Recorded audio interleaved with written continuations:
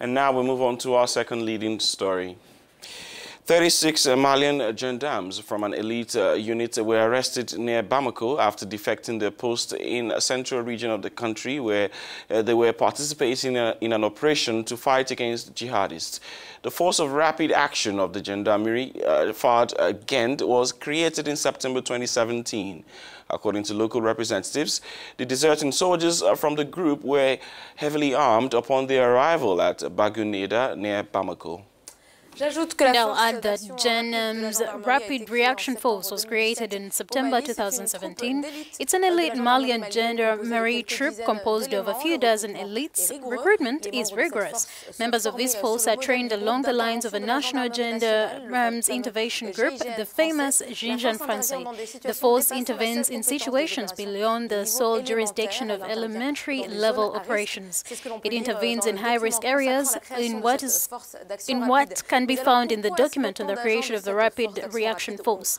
But then why did so many of the agents of this Rapid Action Force choose to desert it? We discussed this morning with a political analyst based in Bamako, the Malian capital.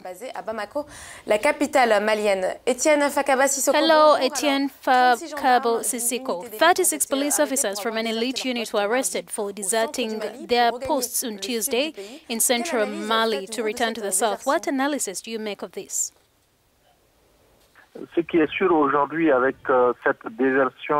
What is certain today with this desertion of a part of gendarmes, this clearly shows that there's a discomfort within the army. It allows the analysts that we are to explain in part the repeated failures that we see on ground.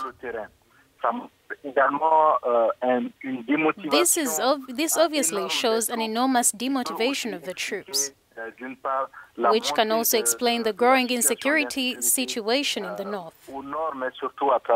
But above all, throughout the country today, so it's clear that this is a message, first of all, to the country's political authorities, but especially to the government, which is now showing that they are not in tune with the national army, or at least part of the national army, in order to face the general security to the threat of Mali. You've just said that the desertion of these policemen clearly shows there is an easiness within the army.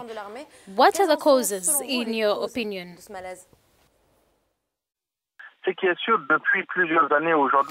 For several years now, the army has been suffering from a number of problems, including under-equipment. And this hits every section of the national army today.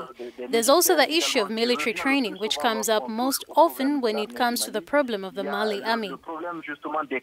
There is precisely the problem of living conditions of the forces of law and order, which does not make them want to fight for the country. And behind, there are political choices that are made which are likely to discourage those who fight for Mali's integrity, for those who fight for the security of Mali.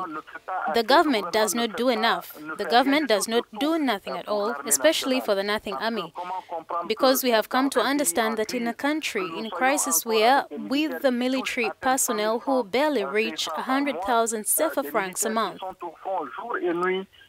The soldiers who are on the front lines day and night, whose bonuses are divided by an incompetent and reckless hierarchy.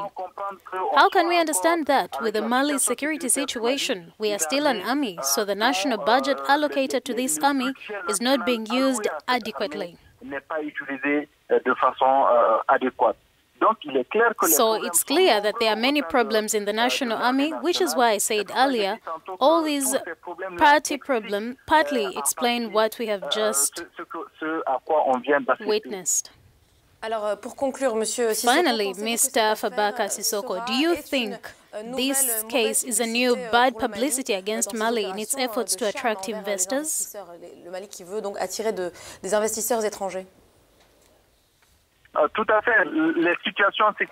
Quite frankly, the security situations today in various countries are indicators for even national and international investors to invest massively in certain sectors and in certain areas. It's clear that today, with everything we are witnessing, we cannot say that the situation is reassuring.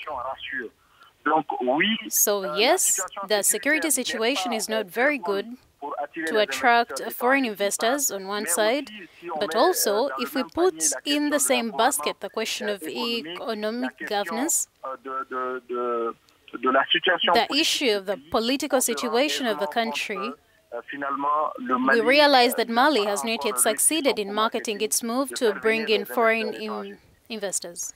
Thanks to you, Faba Sissoko, for your insights. Etienne is a political analyst. He has been speaking from Bamako in Mali. You're watching The Morning Call right here on Africanews, and you can catch the very latest on our website, www.africanews.com, to see all of the stories that we are bringing to you and videos of our other programs as well. Also, tweet at us at Africanews and at AfricaNewsFR in French. There you can share with us what's going on in your country, and as always, we are looking forward to hearing from you. And still to come on the program.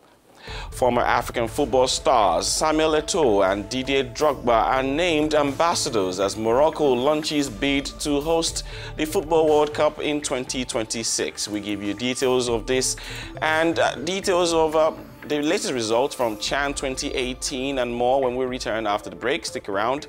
Hanan and I will be right back.